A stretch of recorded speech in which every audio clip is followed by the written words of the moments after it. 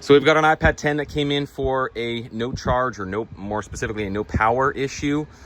I already have the the logic board out. As you can see, I have it connected to my DC power supply, and it's pulling a massive 3 amp short before prompt to boot.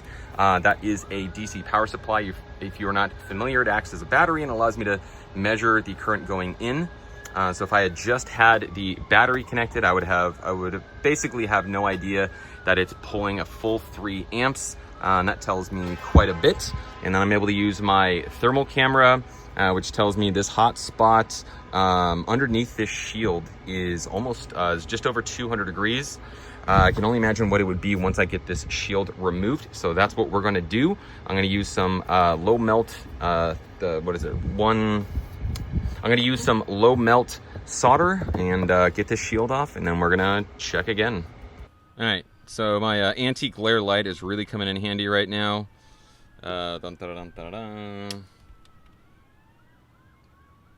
This is what it looks like with my regular scope cam, which is terrible. So much better. But we're going to apply some flux, and then I have some low melt solder, which will help us remove our shield.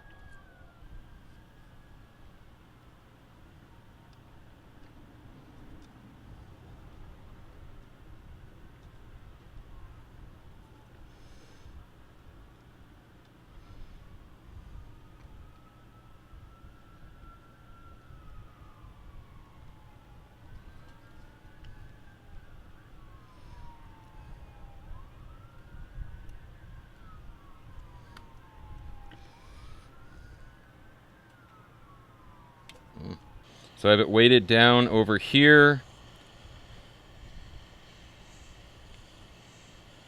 I have my hot air set to about 370 C and about 60% air. And we're gonna help flow this solder in place a little bit better. You can't get in there very well, so we'll just have to make do.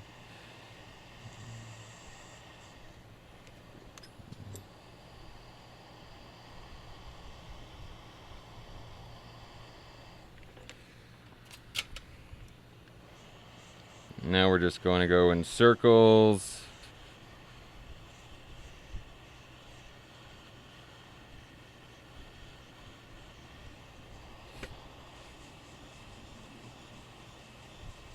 So it's starting to break free.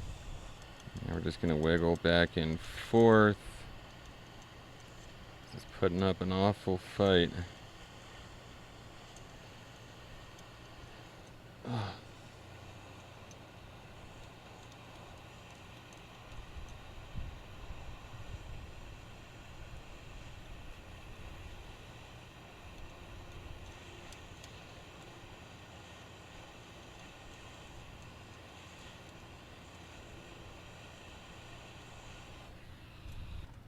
So with my shield off and as much of the low melt solder removed, we have access to visual, which helps us out, which is sometimes all you need. The heat was coming from somewhere around here, and it doesn't take a genius to notice that this one is slightly discolored. And I don't know if you can tell, but it almost looks like there's a hairline fracture here. So I'm going to connect my DC power supply to my battery connector, which is right here. So I'm just injecting into different parts of the line, and then the current is going to flow to wherever you're seeing, and it keeps going back to this capacitor, which I measured, and it says that this dude isn't short, but we can see like cracks in it. So we're just going to remove it and then retest. I think it's easier to do that. Now, as this is a capacitor, we get to just yeet it off the board.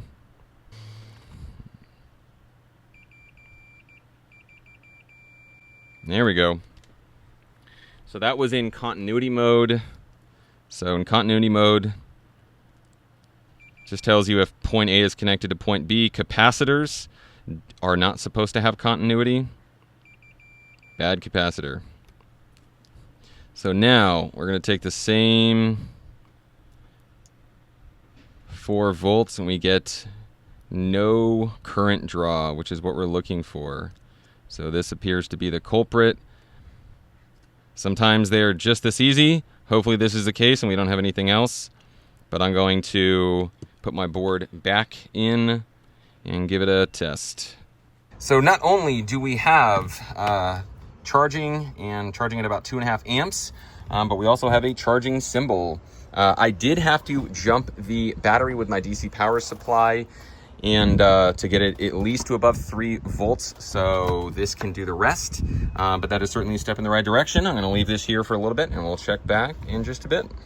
Barely 5 minutes later, we're charging at 15 volts and just over an amp. And it powered on, which is good. Not only do we have power, but we have a screen and touch and everything else. I'm gonna have to DFU it. A buddy of mine bought this off of somebody, had him turn off on my iPad. So I'm gonna go and reset this, install the rest of my components and screws, seal this up, and looks like we were able to, I don't know, make somebody happy. They're not always this easy. But if you do have anything like this you want me to check out, my information is down below.